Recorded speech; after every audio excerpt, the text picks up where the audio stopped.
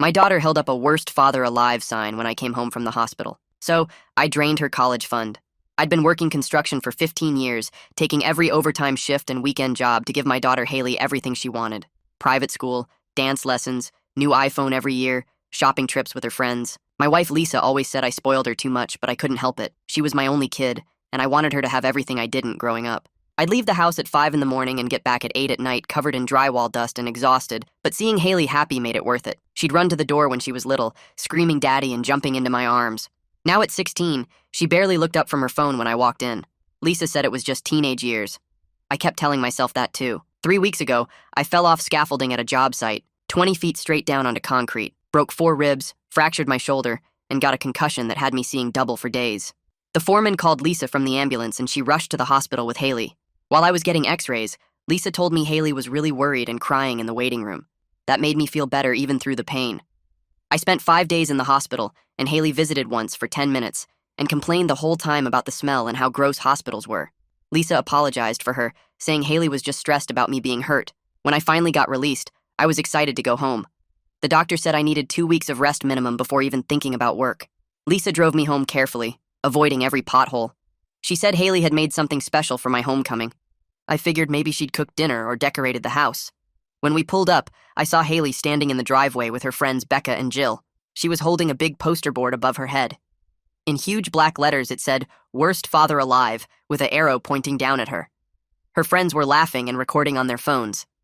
Lisa gasped and started yelling at Haley to put it down. Haley rolled her eyes and said it was just a joke for social media, that everyone was doing this trend where you pretend to hate your parents. She said I was being sensitive and couldn't take a joke.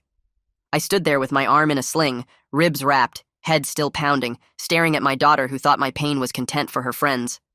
Lisa grabbed the sign and tore it up while Haley screamed about her ruining the video.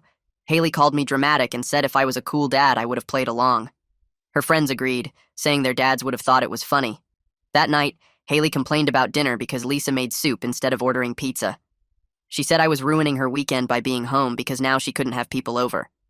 When I reminded her I was recovering from almost dying, she said I was exaggerating and that plenty of people fall at work. The next day, while Lisa was at the grocery store, Haley had more friends over. They were loud, and I asked them to keep it down because my head was killing me. Haley told them I was being a baby about a little fall. One of her friends said, "At least I had a job," and Haley said, "Yeah, an embarrassing one where I got dirty and sweaty like some kind of animal." She said she tells people I work in an office so they don't know her dad is just a construction worker. I heard her tell them about how she was counting down until college so she could finally get away from her loser family. She said the only good thing about me was the money I made for her college fund, which was sitting at $40,000 after years of saving. Her friend asked if she felt bad talking like that when I was hurt. Haley said I probably fell on purpose for attention and workers' comp. That's when I made a decision. The next morning, I called my nephew Tommy, who was 20, and working 2 jobs to pay for community college. Smart kid, grateful for everything, always offering to help when he visited. I told him I wanted to talk about his education. He came over that afternoon, and I told him about the college fund I'd been saving. I said I wanted to pay for him to finish his degree in engineering. He cried and said he couldn't accept it. I insisted, and we went to the bank that day to transfer everything. When Haley found out a week later, she lost her mind. She screamed that I'd stolen her future. I reminded her about the sign, about calling me an embarrassment, about saying I was the worst father alive. I told her worst fathers don't save for college funds. She said it was just a stupid joke. I said so was thinking she'd get my money after treating me like garbage. Lisa backed me up completely. Then last night, she came out of her room with a suitcase saying, "I am leaving and you won't be able to stop me." I stood in the doorway watching Haley grip her suitcase handle. I told her calmly that she was 16 and not going anywhere tonight. Lisa backed me up immediately, moving to stand beside me and saying we needed to talk about this as a family instead of Haley running away from consequences. Haley dropped the suitcase and screamed that we were both horrible parents who ruined her life. Her face turned red and she was shaking with anger. I felt my ribs ache from the tension in my body, but I didn't move from blocking the door. Lisa suggested we all sit down in the living room to talk this through. Haley refused and stormed past us to her room, slamming the door hard enough to rattle the pictures on the wall. I heard something crash inside her room, probably something she threw. I sank onto the couch with my ribs aching from all the tension. Lisa sat beside me and took my hand in hers. We sat there in silence for a few minutes, just breathing. Lisa said we were not backing down on the college fund decision. I agreed completely. She squeezed my hand and said we needed to figure out how to move forward as a family, though. I knew she was right. but I had no idea how to do that when Haley was acting like this. We talked quietly about maybe getting family therapy or setting some clear rules. Lisa kept rubbing my back because she could tell my shoulder was hurting from the stress. That night, I barely slept because my shoulder was throbbing. I kept replaying Haley holding that sign while I was injured and in pain. Every time I closed my eyes, I saw her laughing with her friends while I stood there with my arm in a sling. Around 2 in the morning, I gave up on sleep and went to the kitchen. I got ice from the freezer and pressed it against my ribs. Lisa found me sitting at the kitchen table in the dark. She didn't say anything at first, just sat down across from me. Then she reminded me that I made the right choice. She said Haley needed to learn respect before she left for college anywhere. I asked if she thought Haley would ever forgive me. Lisa said eventually yes, but that forgiveness had to come with understanding what she did wrong. We stayed up talking until almost 4 in the morning. The next morning, Haley came out of her room around 10. She tried to act like nothing happened. She walked into the kitchen where Lisa was making coffee and asked if Lisa could drive her to meet friends at the mall. Lisa set down her coffee mug and told Haley no. She said Haley was grounded until we could have a real conversation about her behavior and the college fund. Haley's mouth dropped open. She accused us of being controlling. She said all her friends' parents let them go out and we were being unfair. Lisa stayed calm and said Haley could be mad about it, but the answer was still no. Haley grabbed her phone and stormed back to her room. I heard her on the phone immediately, probably calling friends to complain about us. I spent the morning at a follow-up doctor's appointment. The waiting room was cold and smelled like cleaning supplies. My doctor checked my shoulder and ribs carefully. He pressed on different spots and asked about my pain levels. He cleared me to return to light duty work in 2 weeks. On the drive home, I thought about how I fell 20 feet, and Haley made it about her social media content. The whole thing felt so wrong. My doctor had noticed I seemed distracted during the exam. He asked if I was dealing with stress at home. I admitted my family situation was complicated right now. He told me stress could slow my physical recovery and to try to take care of my mental health too. When I got home, I found Lisa on the phone in the kitchen. Her voice was getting louder and I could tell she was upset. I heard her sister's voice coming through the phone, loud enough that I could make out some words. Lisa was defending our decision about the college fund. Her sister was saying we were being too harsh on Haley. After Lisa hung up, she looked exhausted. She told me that Haley had called 3 relatives this morning trying to get someone on her side. Haley had apparently painted us as cruel parents who stole her future. Lisa said her sister, her mom, and her aunt had all called within an hour. I felt angry that Haley was trying to turn our family against us. Lisa said most of them calmed down once she explained what really happened with the sign. That afternoon, someone knocked on our door. I opened it to find Kent, Valerie's dad. He said he wanted to talk about our family situation. I invited him in even though I had a bad feeling about it. He stood in our living room and started lecturing me. He said teenagers make mistakes and I was overreacting to a harmless prank. He kept saying boys will be boys, except it was girls will be girls. I let him talk for a minute. Then I pulled out my phone and showed him photos of my injuries from the hospital. The bruising on my ribs was purple and black. My shoulder was swollen. I asked if he would think it was harmless if someone mocked him while he was hurt like this. Kent looked at the photos and his face changed a little, but he didn't apologize. He just said Haley was still young and we should give her another chance. I told him we were giving her chances, just not her college money. He left without saying goodbye. Lisa and I decided we needed to set clear expectations for Haley moving forward. We sat down at the kitchen table with paper and pens. We wrote down rules together. The list included a genuine apology to me, no social media for a month, regular family therapy sessions, and helping with household chores. We agreed that if Haley wanted any financial support for college, she would need to earn it back through changed behavior over the next 2 years. Lisa added that Haley needed to maintain good grades and show consistent respect. I wrote down that she had to get a part-time job to start saving her own money. We both signed the paper like a contract. It felt official and serious. We called Haley down for a family meeting that evening. She came downstairs slowly, her arms crossed. We sat in the living room with Haley in the chair across from us. Lisa handed her the paper with our rules. Haley read through it and then she laughed. She said we could not actually enforce any of this. She said she would just go live with her friend Valerie. Lisa calmly pulled out her phone. She showed Haley a text message from Valerie's mom. The message said Haley was not welcome to stay there after Kent told her what really happened with the sign. Haley grabbed the phone and read the message herself. Her face went pale. She scrolled through and saw similar messages from 2 other friends' parents. Haley's face fell apart when she realized none of her friends' parents would take her in. She started crying real tears for the first time since this whole thing started. These were not angry tears or manipulation tears. These were the tears of someone who just understood they were alone. She said we had turned everyone against her and ruined her reputation. Her voice was shaking and she could barely get the words out. I told her that she ruined her own reputation by being cruel to someone who was injured. I said these were the natural consequences of her choices. Lisa moved to sit beside Haley, but Haley pulled away. She kept crying and saying it was not fair. I felt bad seeing her so upset. but I also knew this was necessary. She needed to understand that actions have real results that you cannot just escape from. Over the next few days, Haley stayed in her room except for school and bathroom trips.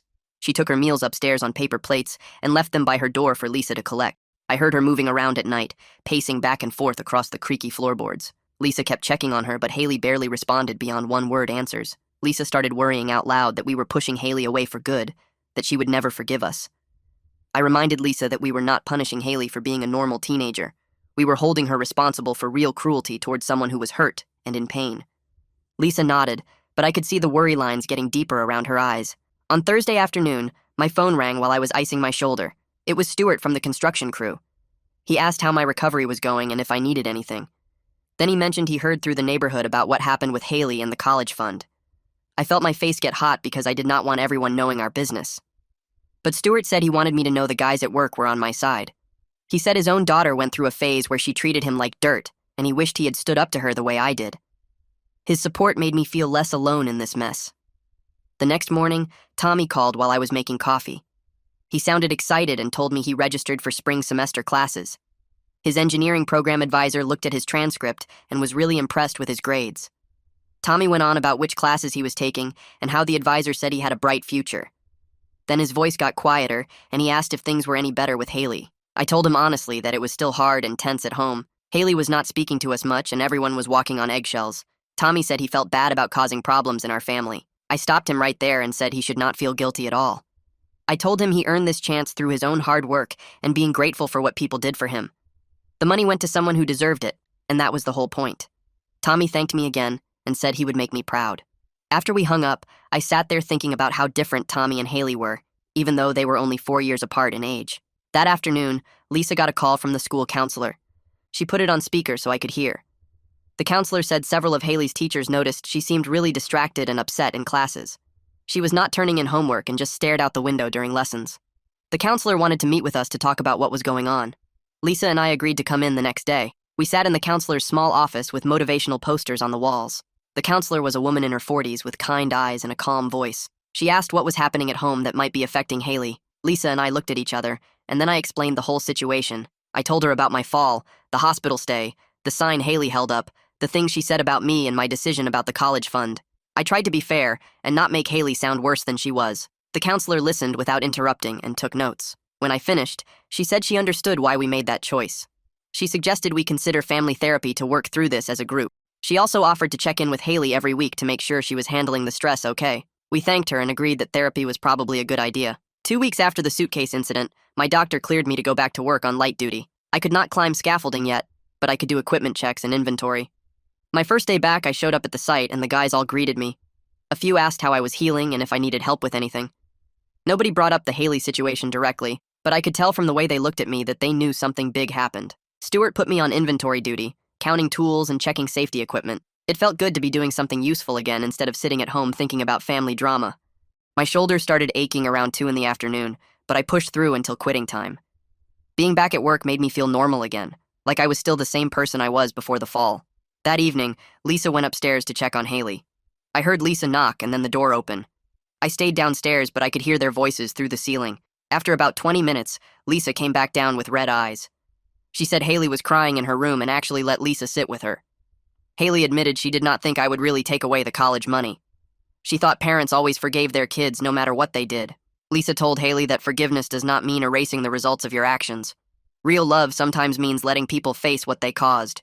Haley listened and cried more, but she did not argue. Lisa said it felt like the first real conversation they had in weeks. I felt a tiny bit of hope hearing that, even though I knew we still had a long way to go. The next day, I called a therapist named Denise Muller, who a friend recommended. She worked with parents and teenagers who were having major fights. I explained our situation over the phone, and she had an opening the following week. When the appointment day came, we all drove to her office in separate silence. Haley sat as far from me as possible in the waiting room, staring at a magazine without turning the pages. When Denise called us in, she had us sit in a circle of chairs. She was probably in her 50s with gray hair and a calm way of speaking. She explained that today we would each share our version of what happened without anyone interrupting. She said everyone would get their turn to talk. Denise looked at me first and I told my side. I talked about working all those years, getting hurt, coming home to that sign, hearing what Haley said about me. Lisa went next and backed up everything I said. Then it was Haley's turn. Haley's version shocked me because she genuinely did not understand how mean the sign was. She explained that her friends did pranks like this on their parents all the time for social media. Everyone filmed their parents getting mad and then laughed about it later. She said it was just supposed to be funny content, and she did not think it was a big deal. Denise let her finish, and then asked Haley a question. She asked how Haley would feel if someone made fun of her while she was injured and hurting. Haley went quiet. She stared at her hands for a long time. Finally, she said in a small voice that she never thought about it that way. She never connected her dad being in real pain with her holding up that sign. Denise nodded and said that was something important for Haley to think about before our next session. On the drive home, nobody talked. But when we pulled into the driveway, Haley asked if she could talk to me alone. Lisa went inside and Haley and I stood by the car. She told me she was starting to get why I was so hurt by what she did, but she was still mad about the college fund. I told her that was okay. She could be angry and still need to take responsibility. Those two things could both be true at the same time. Haley nodded slowly and then went inside without saying anything else. That weekend, Saturday morning came, and I was in the kitchen making toast. Lisa was getting eggs out of the fridge. Then Haley came downstairs in her pajamas. She walked over to the stove and asked Lisa if she needed help with breakfast. Lisa looked surprised but handed Haley a spatula. They cooked together while I sat at the table watching. Haley did not apologize or bring up anything that happened, but the way she stood next to her mom, flipping pancakes and talking about normal stuff, felt different, less angry. Lisa caught my eye across the kitchen and gave me a small smile. It was a tiny thing, but it felt like maybe we were moving in the right direction. Sunday afternoon, Lisa invited Tommy over for dinner. She said it was time for everyone to get used to the new situation. Tommy showed up with flowers for Lisa and shook my hand. We sat down at the table and the meal was stiff and awkward. Haley barely looked at Tommy the whole time. She pushed food around her plate and gave short answers when anyone asked her questions. After dinner, Tommy thanked me again for changing his life. He mentioned he got a part-time job at the campus library to cover his living costs and books. He wanted to make sure he was not taking more than he needed. Haley stood up suddenly, her chair scraping loud against the floor. She mumbled something about homework and left the table. A few minutes later, we heard her crying in her room. Tommy looked guilty and asked if he should leave. I told him no, this was not his fault, and Haley needed to work through her feelings. But inside, I felt torn between being proud of Tommy and sad for my daughter. After Tommy left that night, Lisa went upstairs to check on Haley. I stayed in the kitchen cleaning up dinner plates and listening to the muffled sounds of their voices through the ceiling. 20 minutes passed before Lisa came back down. She sat across from me at the table and folded her hands together. She told me Haley spent the whole conversation crying about feeling replaced. Haley said Tommy got everything she was supposed to have, and now I loved him more than her. Lisa explained that Haley kept saying Tommy wasn't even my real son, just a nephew, so why did he deserve her money? I asked Lisa if Haley understood why I made the choice. Lisa nodded slowly and said Haley was starting to get it, but the fear of losing my love was bigger than anything else right now. I sat there thinking about how I'd spent 16 years trying to make Haley happy, and somehow she ended up scared I didn't love her. Lisa reached across the table and squeezed my hand. She reminded me that teenagers don't always make sense, and that Haley's fear didn't excuse what she did, but it explained some of the anger. I went to bed that night thinking about the little girl who used to run to the door when I came home. Our second therapy session happened on a Thursday afternoon. Denise had us sit in the same chairs as last time. She pulled out 3 pieces of paper and 3 pens. She explained we were each going to write down what we needed from the others to move forward as a family. I stared at the blank paper for a minute before writing. I wrote that I needed real respect, not fake politeness. I needed Haley to understand how much the sign hurt me when I was already in pain. I needed her to see me as a person, not just a wallet. Lisa wrote quickly, filling half her page. When Denise asked her to share, Lisa said she needed both of us to stop putting her in the middle of every fight. She was tired of being the messenger and the peacemaker. She needed us to talk to each other directly, instead of through her. Haley's turn came and she read from her paper in a quiet voice. She said she needed to know I still loved her even though I gave away her college money. She needed proof that I wasn't replacing her with Tommy. She needed to feel like part of the family again instead of the bad guy everyone was mad at. Denise asked each of us to respond to what we heard. I looked at Haley and told her I never stopped loving her for 1 second. Lisa told her she would always be our daughter no matter what happened. Haley wiped her eyes with her sleeve. I took a breath and told Haley something I'd been thinking about for days. I said I loved her completely, and that's exactly why I made this decision about the money. If I had let her treat me that way and still given her everything she wanted, I would have been failing as her father. Real love means teaching respect, not just handing out rewards. Haley started crying harder than I'd seen since she was little. Her whole body shook and she couldn't catch her breath. Denise passed her the tissue box. When Haley finally calmed down enough to talk, she said she did understand the sign was cruel. She said she'd been thinking about it every day since it happened. She wasn't ready to say sorry yet, but she knew what she did was really bad. It wasn't a full apology, but it was the first time she actually admitted she was wrong. Denise told us that was real progress. On the drive home, nobody said much. But when we pulled into the driveway, Haley didn't run straight to her room like usual. She sat in the car for an extra minute before getting out. My physical therapist examined my shoulder and ribs the following week. She had me lift my arms, twist my torso, and do some strength tests. Everything checked out better than expected. She cleared me to return to full duty at work. I could climb scaffolding again, lift heavy materials, do everything I did before the fall. The physical recovery felt like a real win, but I knew the emotional stuff with Haley would take way longer to heal than broken bones. When I got back to the job site the next day, Stuart pulled me aside during lunch break. He said he was proud of how I was handling everything with my family. He mentioned that a lot of guys would have either given in right away or cut their kid off completely. I was doing the hard middle path of holding firm on consequences while still keeping the door open. I thanked him and got back to work. Being up on the scaffolding again felt good. My body remembered all the movements even after weeks away. 3 weeks after Haley threatened to leave with her suitcase, she knocked on our bedroom door after dinner. Lisa and I were watching TV. Haley asked if she could talk to both of us together. We followed her downstairs to the living room. She had a piece of notebook paper in her hand, folded up small. She sat on the couch across from us and unfolded it. Her hands shook as she started reading. She apologized for making the sign. She apologized for calling me embarrassing. She apologized for lying to her friends about my job.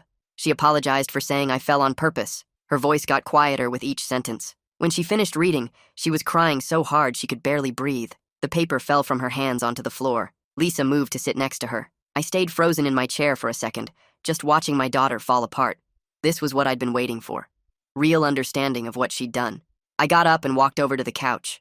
I sat on Haley's other side and put my arm around her shoulders. She turned and grabbed onto me, burying her face in my shirt. She kept saying sorry over and over between sobs. Lisa wrapped her arms around both of us. We sat there as a family, all three of us crying. I don't know how long we stayed like that.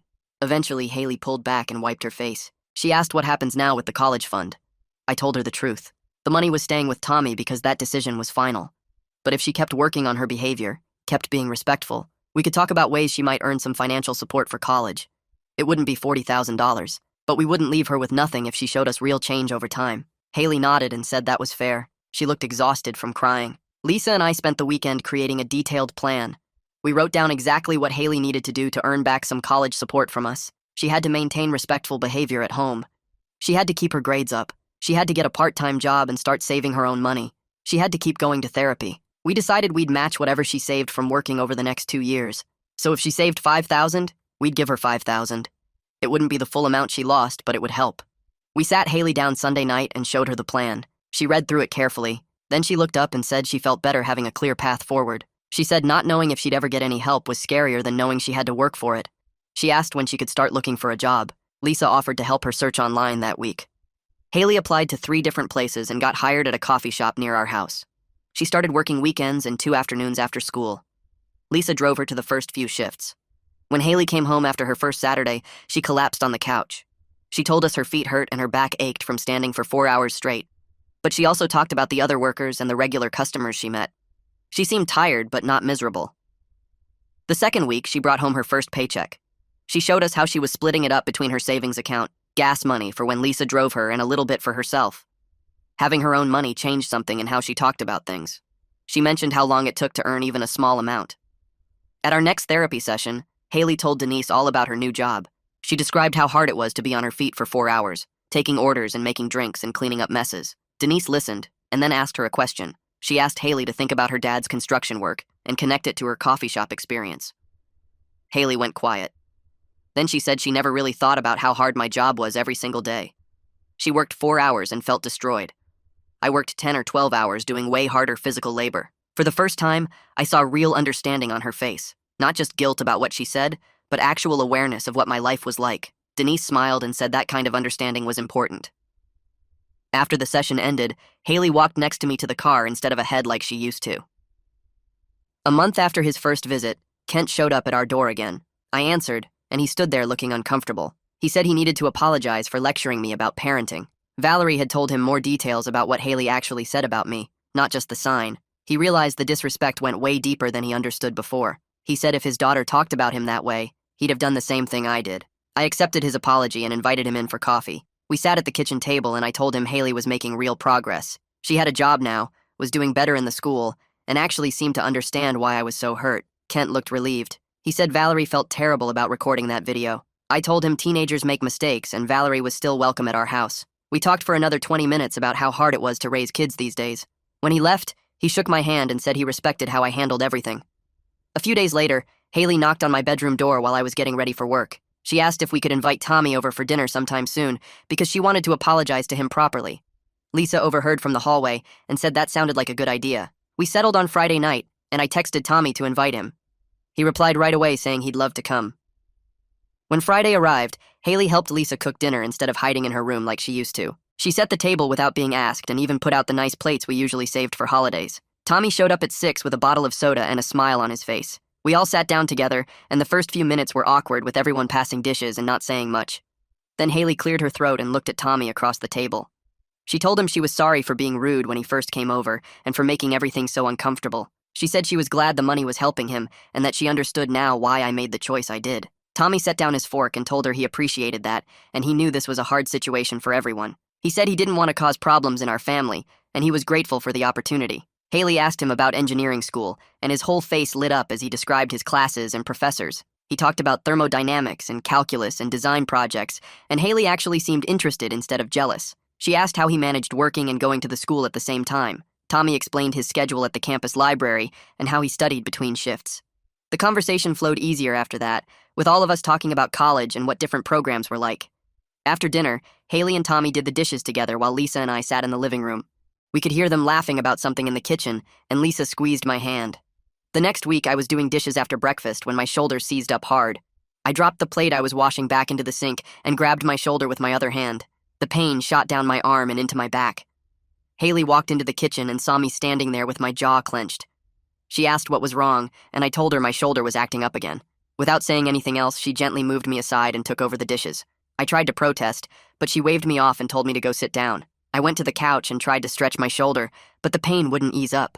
That evening after dinner, Haley came into the living room with a bag of ice wrapped in a towel.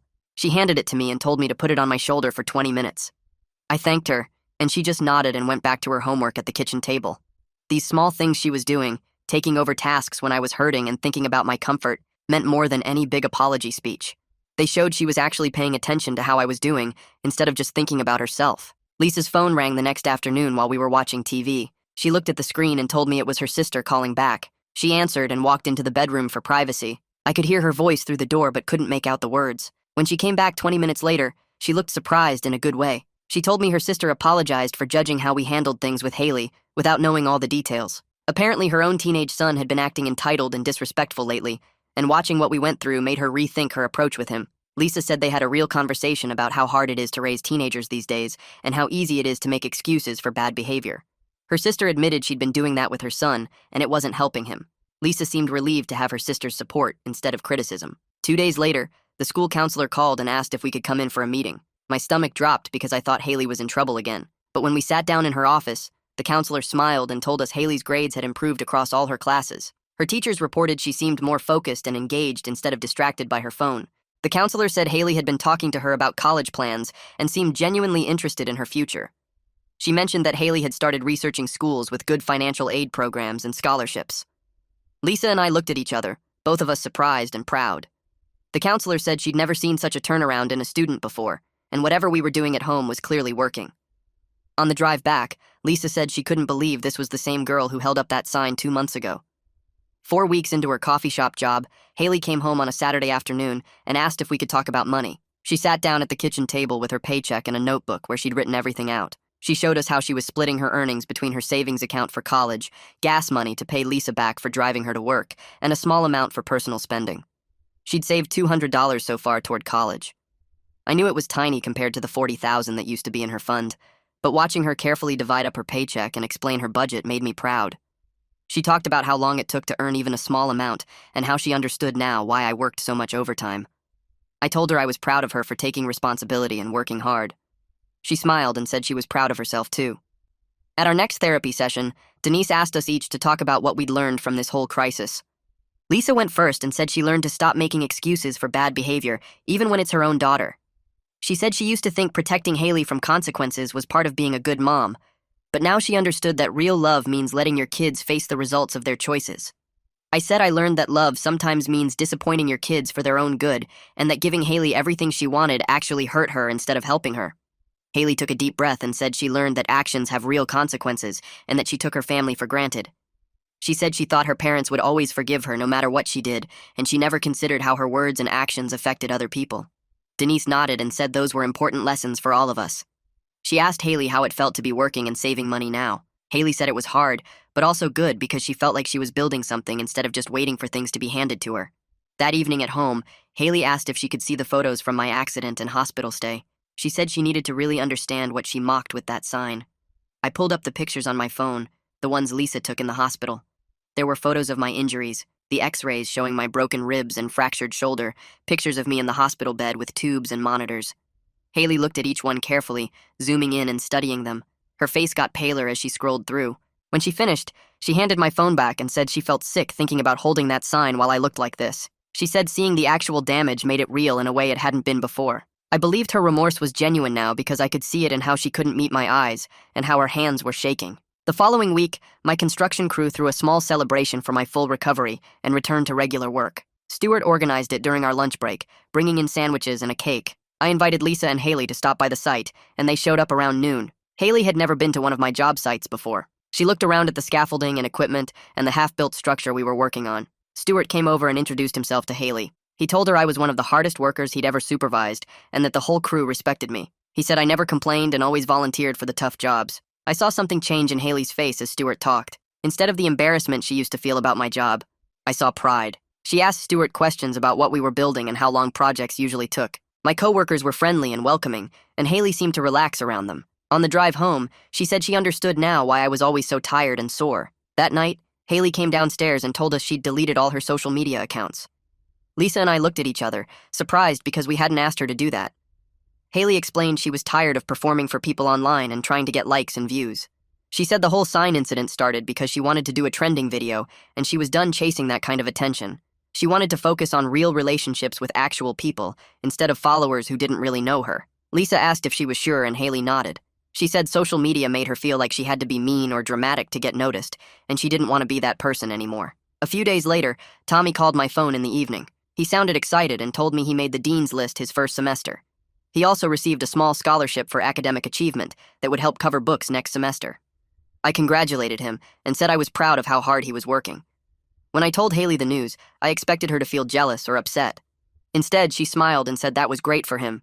She said she was going to work hard to earn scholarships too when she got to college. The rivalry and anger that used to be there seemed to be changing into something healthier, like she saw Tommy's success as motivation instead of a threat. 5 weeks had passed since the whole mess started, and that Tuesday night we sat down for dinner together like a normal family. Haley set the table without being asked while Lisa pulled a roast chicken from the oven and I made a salad at the counter.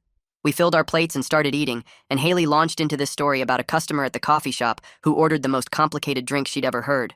She described all the modifications and substitutions, making hand gestures and doing different voices, and Lisa and I were laughing so hard I had to put down my fork. Lisa shared gossip about our neighbor 3 houses down, who apparently got caught having an affair with someone from his gym, and we all shook our heads at the drama. I told them about the new shopping center we were building on the east side of town, how the foundation work was tricky because of underground water issues. Haley asked actual questions about the project, wanting to know how we solved the water problem and when the building would be finished. The conversation flowed naturally from topic to topic, nobody checking phones or rushing to leave the table. We were finding our way back to being a family, even though we were all different now from who we'd been 2 months ago. Thursday afternoon, we had our therapy appointment with Denise, and she greeted us in the waiting room with a warm smile. We settled into our usual spots on her couch, Haley in the middle this time instead of pressed against the armrest.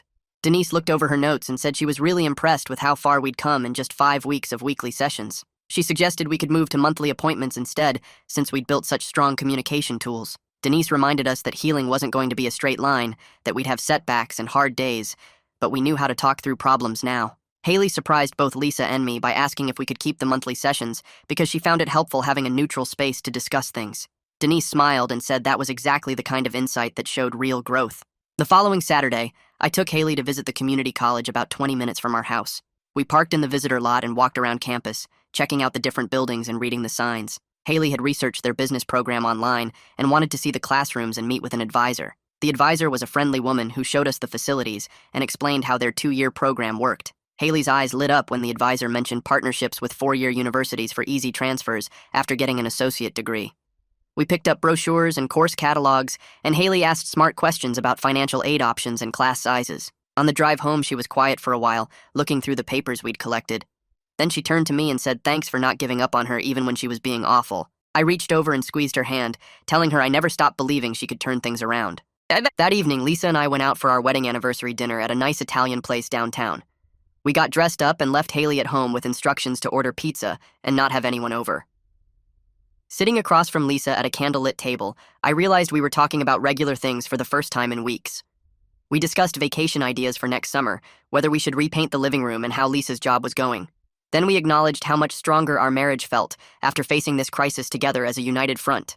Lisa said she was grateful I'd stood firm on the consequences, even though it was hard, because it was absolutely the right thing for Haley. I agreed that we'd made the tough choice, and watching Haley change proved it was worth the pain. Tuesday afternoon, Haley came home from the school and dropped her backpack on the kitchen table with a thud. She pulled out a report card and handed it to me without saying anything, but I could see she was trying not to smile. All A's and B's stared back at me, her best grades in 2 years according to Lisa, who looked over my shoulder. Haley explained she'd been staying after school for extra help in math and actually doing her homework at night instead of scrolling through her phone.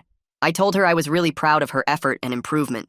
She said she was trying to prove to herself that she could earn things instead of just expecting them to be handed to her. Lisa hugged her tight and suggested we celebrate with ice cream after dinner. A few days later, Lisa noticed Haley smiling at her phone during breakfast, which used to mean she was on social media, but now meant something different.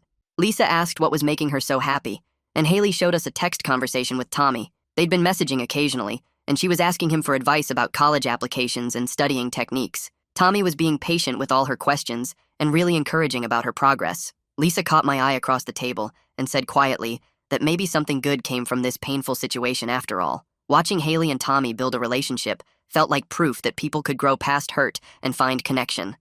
6 weeks after the suitcase incident, Haley came downstairs on Sunday morning and asked if we could take a family photo together. She said she wanted to replace the memory of that horrible sign with something positive. We went out to the backyard where the light was good, and Lisa set up her phone on a tripod. We took several pictures, trying different poses and locations around the yard. In every photo, all 3 of us were genuinely smiling, no forced expressions or fake happiness. Haley looked through the pictures on Lisa's phone and picked her favorite, then went to the drugstore to get it printed. That evening, I saw her taping the photo to her bedroom wall. Our next therapy appointment was a month after the previous one, and Denise asked if we felt ready to graduate from regular sessions. We talked about how we'd been handling conflicts at home, using the communication techniques she'd taught us. Lisa and I agreed we felt confident managing things on our own, knowing we could always come back if we needed help. Then Haley spoke up and said therapy taught her that apologizing meant changing behavior, not just saying sorry. She told Denise she was committed to continuing all the changes she'd made. Denise looked genuinely moved and said that level of self-awareness was rare in teenagers. Now that I was fully recovered from my injuries, I went back to taking overtime shifts at the construction site. But I made sure to keep weekends completely free for family time, no exceptions. Haley noticed the change one Saturday when I was home making pancakes instead of heading to a job site. She commented that she liked having me around more on weekends. I explained that almost dying made me rethink my priorities, and while I'd always work hard to provide for our family, I wouldn't sacrifice every single moment with them anymore. Finding balance mattered more than extra money in the bank. 3 months after starting her coffee shop job, Haley came home one evening with her savings account statement. She'd managed to save $1,000 by working consistently and being careful with her spending. Lisa and I sat down with her at the kitchen table and wrote a check to match her savings as we'd promised. Haley seemed more excited about this $2,000 she'd earned than she ever was about the original $40,000 we'd saved for her. She said she finally understood that money meant more when you worked for it yourself. We drove to the bank together and opened a college savings account in her name, and Haley held the deposit receipt like it was made of gold. The next week at work, Stuart pulled me aside during lunch break and asked if I had a minute to talk in his truck. We climbed into his F-150, and he turned to face me with a serious expression. He said the company was creating an assistant foreman position, and he wanted to offer it to me, explaining it meant better pay and less climbing since I'd be doing more planning and oversight. I accepted immediately and shook his hand, thanking him for the opportunity. When I got home that evening, I sat down with Lisa and Haley at the dinner table and told them about the promotion. I explained that part of the raise would go toward increasing what we could contribute to Haley's college matching fund. Haley's eyes filled with tears, and she got up and hugged me tight, saying she didn't deserve parents who still supported her after how she'd acted. I hugged her back and told her that's what parents do when their kids show real change. A few weeks later, Tommy called to say he was bringing his girlfriend home for Thanksgiving and asked if they could join us for dinner. Lisa immediately said yes and spent the whole week before preparing the house and planning the menu. When they arrived on Thursday afternoon, Tommy introduced us to his girlfriend, a sweet engineering student named Maya, who had an excited way of talking about their program. During dinner, Haley asked them tons of questions about college life, dorm experiences, classes, and what engineering school was really like. Maya answered everything enthusiastically, while Tommy smiled and added details. After we finished eating and started clearing plates, I noticed Haley and Tommy talking quietly in the living room. I couldn't hear everything, but I caught Haley telling him she was glad the money went to someone who appreciates it. Tommy thanked her and they hugged, which made Lisa grab my hand under the table. The next afternoon, Haley's friend Valerie showed up at our door looking nervous and asked if she could talk to Haley. I called Haley down and they went out to the front porch while I stayed inside. Through the window, I watched Valerie apologizing and gesturing a lot, clearly upset. Haley listened and then responded calmly. I heard Haley say they were still friends, but she was different now and wouldn't be doing mean pranks for social media anymore. Valerie nodded and hugged her before leaving. When Haley came back inside, she seemed proud of herself for setting that boundary. I told her I'd overheard part of it, and I was proud of how she handled the situation. As December approached, Lisa's phone started ringing with relatives who'd taken sides during the crisis wanting to reconnect. Lisa's sister offered to host a family gathering and promised everyone would be supportive instead of judgmental. We drove over on a Sunday afternoon, and I was nervous about facing extended family. But when we arrived, everyone was careful and kind. Haley handled questions about her plans with total grace, explaining she was working and saving for community college before transferring to a 4-year school. She talked about her coffee shop job and her savings account without any embarrassment. Several relatives told her they were impressed with her maturity. On the drive home, Lisa said she was amazed at how well Haley represented herself. That evening, I asked Haley to sit down with me and Lisa because I wanted to talk about the future. I explained that we would help with college costs, but she'd need to take some responsibility through work, loans, and scholarships. Haley listened carefully and then said she actually preferred it that way because she'd appreciate her education more. I stared at her for a long moment, amazed at how much she'd grown in just 2 months. This wasn't the entitled teenager who held that sign. A few days later, Haley asked if she could see the college fund statements showing the transfer to Tommy. She said she wanted to fully accept what happened. I got the folder from my desk and handed her the paperwork. She read through every page carefully, looking at the account balance, the transfer amount, and Tommy's name on the recipient line. When she finished, she looked up and said she understood why I made that choice. She added that she would have done the same thing if her kid treated her that way. Hearing her say that made something tight in my chest finally relax. 2 months after the suitcase incident, I came home from work to find 3 envelopes on the kitchen table with our names on them. Lisa opened hers first and started crying. I opened mine and found a handwritten letter from Haley. She thanked me for not giving up on her, and then listed specific things she'd said and done, taking full responsibility for each one. She wrote about the sign, about calling me embarrassing, about lying about my job, and about saying I fell on purpose. She explained how she was working every day to become someone who deserved my sacrifices.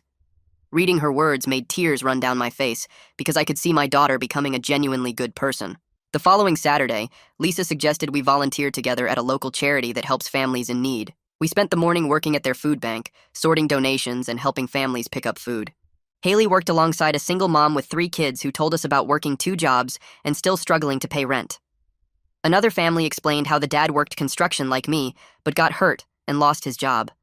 Haley listened to their stories and helped them carry boxes to their cars. On the drive home, she was quiet for a while before telling me she finally understood how lucky she'd been to have everything handed to her for so long. The next week at work, Stuart mentioned that several guys on the crew had been asking him about my situation because they were dealing with entitled teenagers too. He suggested I might want to talk to them. That Saturday, I met 3 coworkers at a coffee shop, and we spent 2 hours sharing what Lisa and I learned about setting boundaries while maintaining love.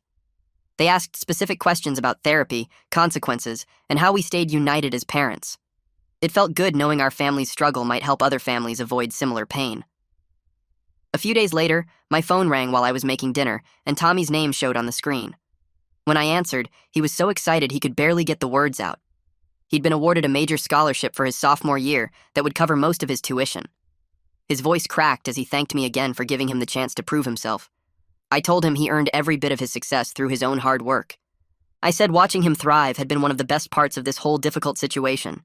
When I hung up, Lisa asked what happened, and I told her about the scholarship. She smiled and said Tommy was making the most of his opportunity.